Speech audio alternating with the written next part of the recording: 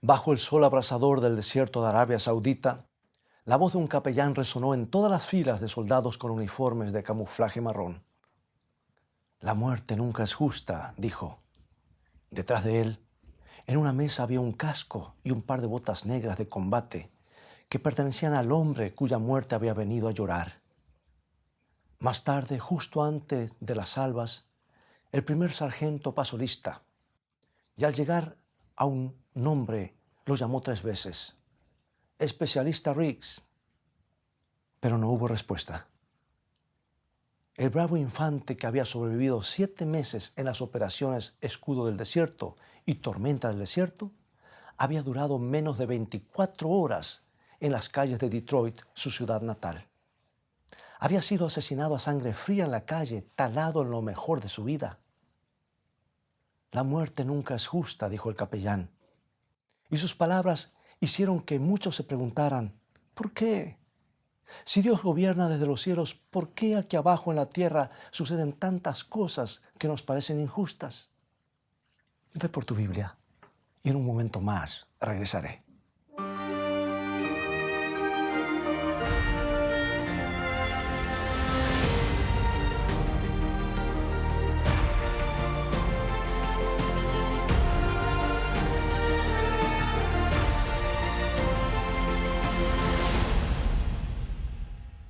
El especialista del ejército Anthony Riggs era muy apreciado por los hombres de la batería Delta, a la que había sido asignado para interceptar misiles sobre el desierto árabe. Era una persona sociable y muy trabajadora. Sus compañeros lo llamaban bombilla de luz. Su batallón fue el que derribó más misiles en el escenario saudita. Anthony se había preparado bien para la acción. Bombita de luz no sabía el significado de correr a protegerse. Tenía una confianza especial. En una de las cartas a su familia escribió: no hay ninguna posibilidad de que muera en este país. Por la gracia de Dios y su guía, caminaré nuevamente sobre el suelo de mi país. Para Anthony, la confianza en Dios no era un reflejo bajo el fuego. Había pertenecido a un grupo musical evangelizador en los Estados Unidos. Su pastor opinaba que era una persona cálida y gentil. Y hablando de Anthony, dijo: era la clase de persona que enfrenta sus desafíos y lo hace de inmediato. Bien, Anthony Riggs sobrevivió a la guerra y fue recibido en su pueblo como un héroe. Al día siguiente de su regreso a casa, comenzó a cargar una camioneta de alquiler con las pertenencias de su esposa. Unos vendedores de droga se habían mudado a su vecindario en el noreste de Detroit. Y Anthony planeaba mudarse con su esposa y su hijastra Amber a una zona mejor en los suburbios. Aquella tarde jugó con Amber y luego durmió una siesta. Y a eso de las 2 de la mañana estaba sufriendo de insomnio por el cambio de hora y decidió terminar de cargar las cosas en la camioneta. Poco después se escucharon 5 disparos. Un vecino corrió de inmediato y lo vio extendido boca abajo con la cabeza contra el borde de la acera. Anthony Riggs jadeaba tratando de respirar. Tosió y luego murió en la oscuridad. Y en todas las casas de Conley Street ondearon cintas amarillas en su honor. Fue un hecho terriblemente trágico y sin sentido. Ahí yacía un hombre que había actuado valientemente en los campos de batalla, que había sobrevivido a los misiles Scud, que llovían en el cielo nocturno, que había sido responsable, trabajador y con un futuro brillante. Incluso había sido un cristiano sincero. Y muchas personas se preguntaron, ¿por qué él, habiendo tantas personas? ¿Por qué Anthony Riggs? Pero no parece haber una respuesta para explicar aquellos disparos que resonaron en la noche. Tantas otras personas son asesinadas y tantos otros nos dejan con el mismo interrogante. ¿Por qué? Vemos niños que son fulminados por la leucemia y nos preguntamos, ¿por qué? Vemos familias marcadas de por vida por causa de un padre alcohólico y nos preguntamos, ¿por qué? Vemos corrupción, hambre, opresión y nos preguntamos, si Dios es bueno, ¿por qué este mundo es tan malo? Si Dios realmente ama a sus hijos, ¿por qué hay tantos que sufren de manera tan terrible? Bueno, hoy quisiera compartir contigo una muy importante respuesta a esta pregunta. No es la respuesta completa, pero es un aspecto que hemos pasado por alto con frecuencia. Y creo que una parábola de Jesús nos ayuda a comprender el origen de los pesares humanos. El maestro habló acerca de un campo que había sido labrado y preparado para la siembra, y descubrió a un hombre bueno que plantaba la semilla en el campo con la esperanza de tener una cosecha abundante. Pero poco después, un siervo descubrió que habían hierbas malas creciendo entre el trigo y formuló esta pregunta que registra San Mateo capítulo 13, versículo 27. Señor, ¿no sembraste buena semilla en tu campo? ¿De dónde pues tienes cizaña? Esa es la pregunta que todo ser humano enfrenta en algún momento de la vida. Si Dios es bueno, si ha hecho este mundo para felicidad de sus hijos, ¿por qué vemos tanta cizaña? En la parábola de Jesús, el amo respondió de manera muy sencilla. Le dijo, un enemigo ha hecho esto. ¿De dónde viene el sufrimiento? ¿De dónde viene la enfermedad y el dolor y la ansiedad? La respuesta de Jesús es, no ocurren por culpa del dueño del campo. Él plantó buena semilla. Él no sembró enfermedad, ni sufrimiento, ni muerte. Fue el enemigo de Dios y el enemigo del hombre quien vino por la noche y sembró sus semillas de destrucción. Y la Biblia identifica siempre a ese enemigo con Satanás, un ser que se rebeló contra Dios y desató todo el problema del pecado. En las Escrituras, el diablo no es un personaje de ficción que anda por todas partes con un tridente, no. Es un ser muy real y es el responsable de las tragedias reales. ¿Y cómo comenzó todo esto? Bueno, el profeta Ezequiel nos da una imagen de la caída de Satanás en su descripción de cierto rey arrogante. Ezequiel capítulo 28 habla de un ser que era modelo de perfección y lleno de sabiduría. Había sido puesto como querubín protector y caminaba entre las piedras encendidas del monte santo de Dios. Pero algo le sucedió a aquel poderoso ángel conocido como Lucifer. Leo Ezequiel 28, 17. ¿Se enalteció tu corazón a causa de tu hermosura? Corrompiste tu sabiduría a causa de tu esplendor. El orgullo de Lucifer lo hizo dar un traspié en el cielo. ¿Por qué? ¿Era Dios responsable de algún defecto de su carácter? No. Ezequiel se refiere a este ángel diciendo, perfecto eras en todos tus caminos desde el día que fuiste criado. Pero Dios creó seres con la capacidad de elegir. Dios no quería que los seres angélicos le obedecieran porque se vieran obligados a hacerlo.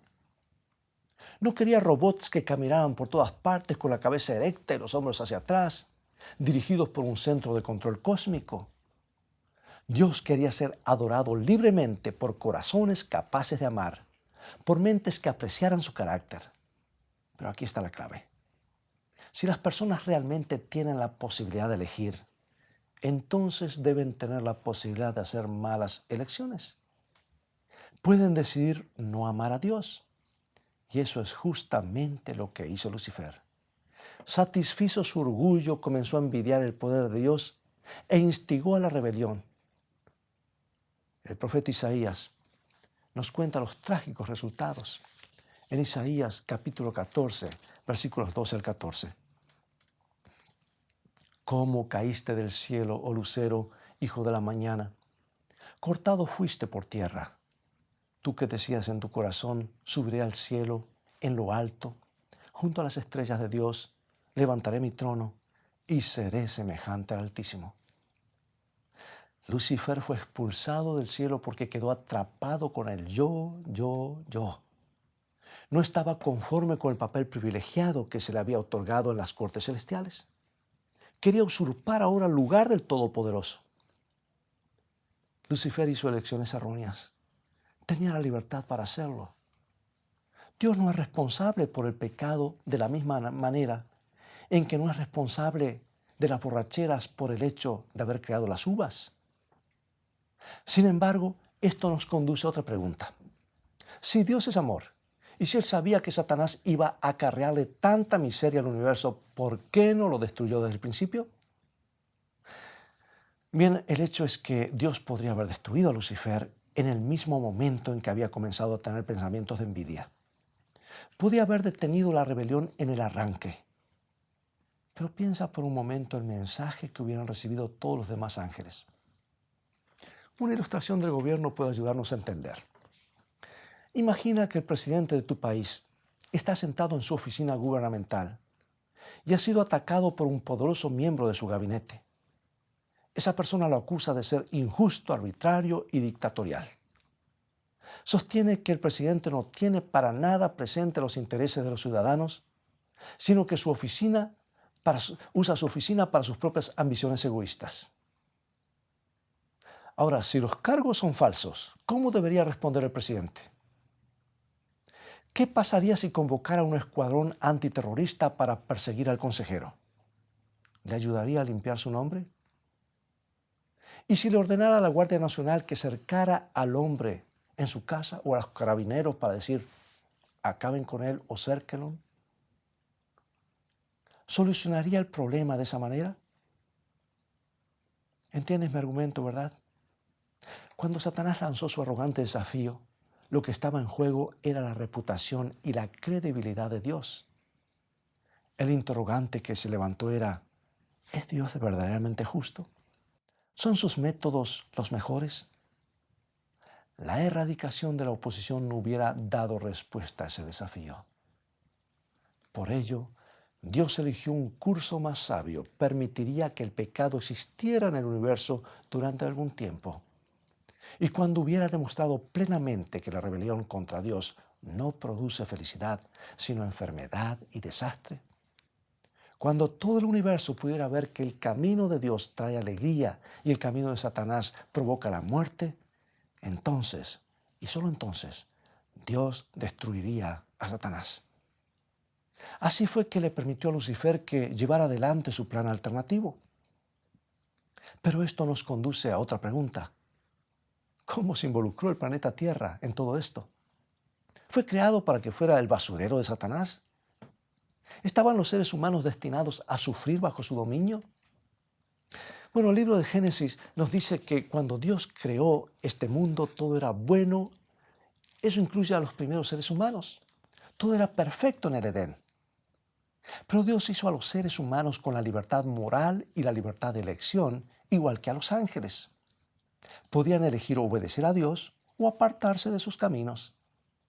Y cuando Eva se aventuró cerca del árbol prohibido, el árbol del bien y del mal, Satanás disfrazado de serpiente, y aquí un paréntesis, él se puede disfrazar en cualquier cosa con tal de engañar y pasar mensajes falsos.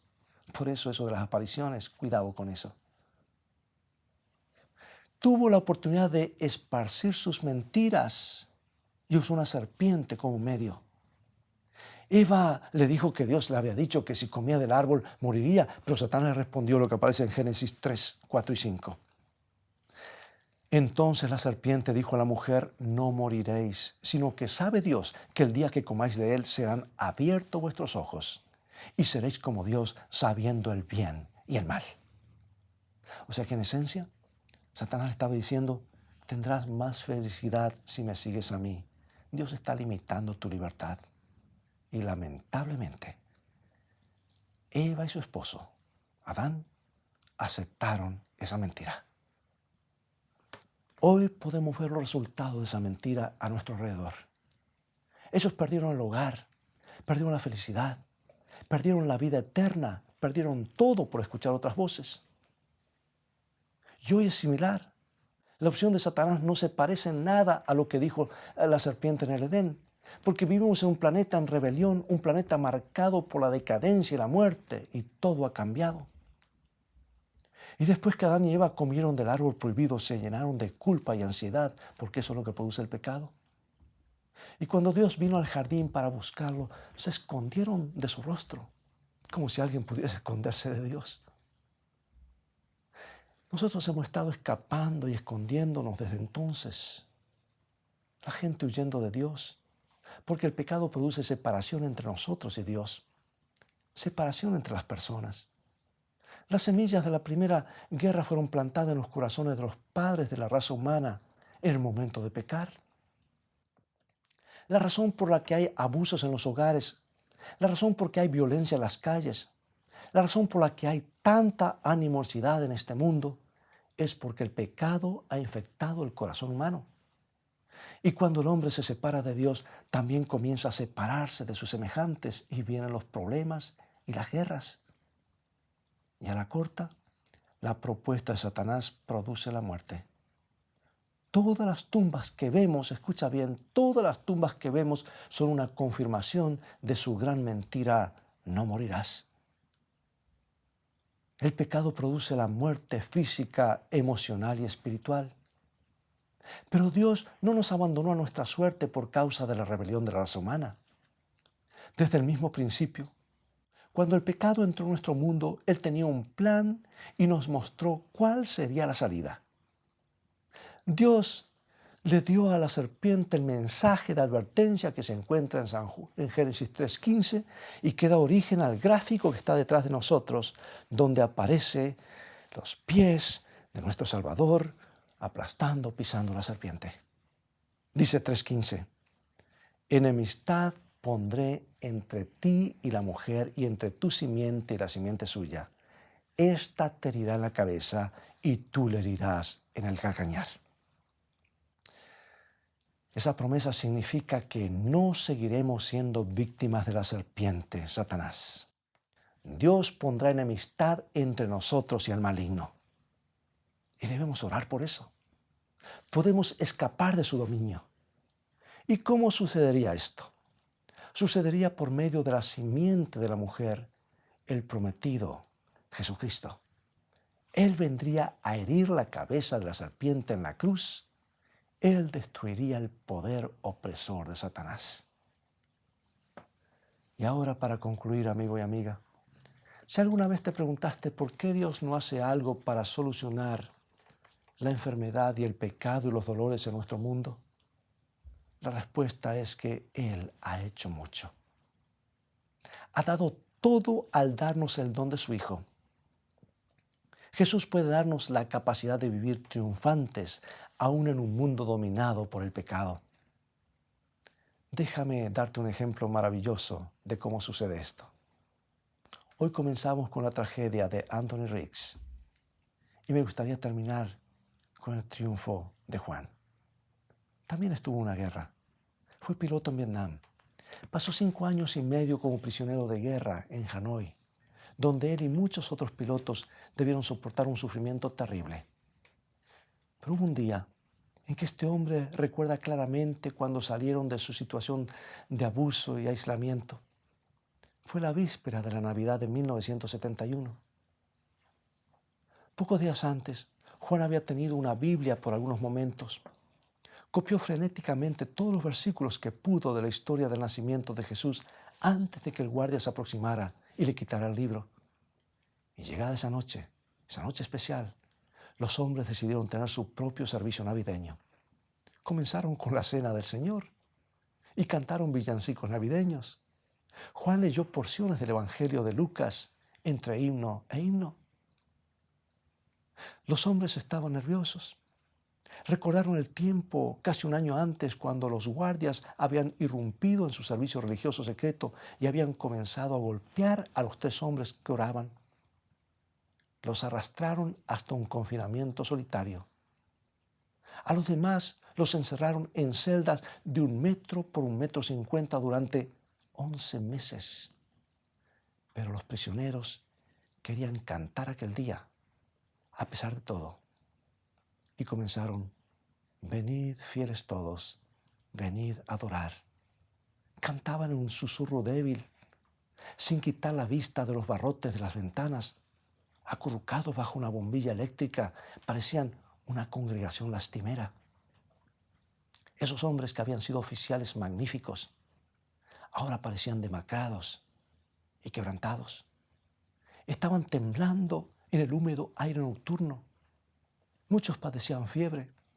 Otros caminaban encorvados por causa de las torturas. Otros cojeaban con muletas improvisadas. pero continuaron cantando: venid, venid a Belén, venid a contemplarlo, al Rey de los Reyes, al Rey de los Ángeles. Y a medida que se desarrollaba el servicio, los prisioneros cobraron valor, sus voces se elevaron más alto, hasta que llenaron la celda con: se oye un canto en alta esfera en los cielos, gloria a Dios. Algunos estaban demasiado enfermos y no podían pararse, pero otros los ayudaron a subir una plataforma y colocaron mantas sobre sus hombros temblorosos. Todos querían unirse en los cánticos que los hacían sentir gozosos y triunfantes. Y cuando llegaron a noche de paz, las lágrimas rodaron por sus rostros barbudos. Y Juan le llamamos, que hoy el senador John McCain escribió esto: de pronto estábamos a 2000 años de distancia en medio de una villa llamada Belén. Y ni la guerra, ni la tortura, ni la cárcel pudieron apagar la esperanza que había nacido en aquella pacífica noche tanto tiempo atrás. Cuando los prisioneros en aquella celda en el norte de Vietnam cantaron con toda el alma la estrofa final: noche de eterno fulgor, se dieron cuenta de que se había operado una transformación. John McCain le dijo de esta manera, lo escribió de esta manera: habíamos olvidado nuestras heridas, nuestra hambre, nuestro dolor. Elevamos oraciones de gratitud por el Cristo niño, por nuestras familias y hogares. Tuvimos el sentimiento absolutamente agradable de que habíamos sido liberados de nuestras cargas. En un lugar destinado a convertir a los hombres en animales, nos aferramos los unos a los otros y nos contagiamos de valor. ¿Qué palabras de ánimo podemos compartir en este mundo donde abundan las hierbas malas? ¿Podemos elevar un cántico de victoria? ¿Podemos elevar un cántico desafiante contra el enemigo que ha hecho todo esto? Porque sabemos que Dios ha unido su vida a la nuestra. Vino a este mundo y sufrió con nosotros, y algún día triunfaremos con Él. Sí, gozosos y triunfantes, aún en medio de las penas y los sinsabores. Ese es nuestro privilegio. Vivir de esa manera es nuestro privilegio si colocamos nuestra fe en el Rey de Reyes, que nació aquella noche de paz en la pequeña aldea de Belén. Se acerca el día de la victoria. En este mundo todavía hay injusticias, pero podemos confiar que Dios es justo. Él ahora mismo está llevando a cabo el juicio de los siglos, enderezando las cosas. Él va a enderezar todo. Ten confianza, las cosas han de terminar bien. Es más, sabemos que han de terminar bien porque así lo dice su palabra y Dios siempre dice la verdad. Jesús ha de restaurar todas las cosas a su normalidad, a lo que fue antes que perdamos todo por las mentiras del diablo. Mientras tanto, ha de estar muy cerca de ti y muy cerca de mí, de cada uno de sus hijos. Escucha esta descripción que hace mi autora favorita en las últimas páginas del librito, mi librito favorito después de la Biblia, El Camino a Cristo, página 127. Miremos los monumentos conmemorativos de lo que Dios ha hecho para confortarnos y salvarnos de la mano del destructor. Tengamos siempre presente todas las tiernas misericordias que Dios nos ha mostrado, las lágrimas que ha enjugado, las penas que ha quitado, las ansiedades que ha alejado, los temores que ha disipado, las necesidades que ha suplido, las bendiciones que ha derramado, fortificándonos así a nosotros mismos, para todo lo que está delante de nosotros en el resto de nuestra peregrinación. No podemos menos que prever nuevas perplejidades en el conflicto venidero, pero podemos mirar hacia lo pasado tanto como hacia lo futuro y decir: hasta aquí nos ha ayudado Jehová, según tus días serán tus fuerzas. La prueba no excederá a la fuerza que se nos dé para soportarla. Así que sigamos con nuestro trabajo donde quiera lo hallemos, sabiendo que para cualquier cosa que venga, Él nos dará fuerza proporcionada a la prueba. Y luego las puertas del cielo se abrirán para recibir a los hijos de Dios. Y de los labios del Rey de gloria resonará en sus oídos como la más rica música la bendición. Venid, benditos de mi Padre, poseed el reino preparado para vosotros desde la fundación del mundo. Y ella continúa, entonces los redimidos serán recibidos con gozo en el lugar que Jesús les está preparando. Amigo y amiga, al darle al Salvador el control de nuestras vidas, nos elevaremos por encima del sufrimiento, por encima de la tragedia, por encima de los problemas de este planeta y cantaremos cánticos de victoria. ¿Deseas unirte conmigo en oración? Oremos. Padre, a menudo quedamos perplejos por la crueldad y los azares de la vida en nuestro mundo. A veces nos sentimos tentados a echarte la culpa, pero ayúdanos a comprender quién es el verdadero responsable y ayúdanos a huir del enemigo que ha plantado las malas hierbas. Aceptamos a tu Hijo como nuestro Salvador y Señor. Desde ahora en más, confiamos en el nombre de Jesús. Amén.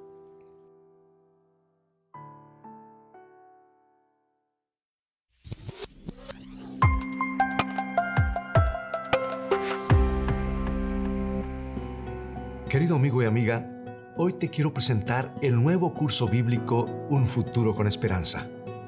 Un conjunto de 24 señaladores con preciosas lecciones de la palabra de Dios que conmoverán tu corazón. Un futuro con esperanza te permitirá captar con facilidad las maravillosas enseñanzas de nuestro Señor Jesucristo y profundizar en algunas de las profecías dadas por Dios en las Sagradas Escrituras.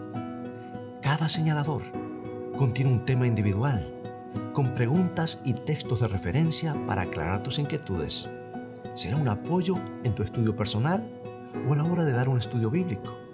Adquiérelo hoy en la tienda de escritoestá.org y recuerda, Dios nos ha prometido un futuro con esperanza.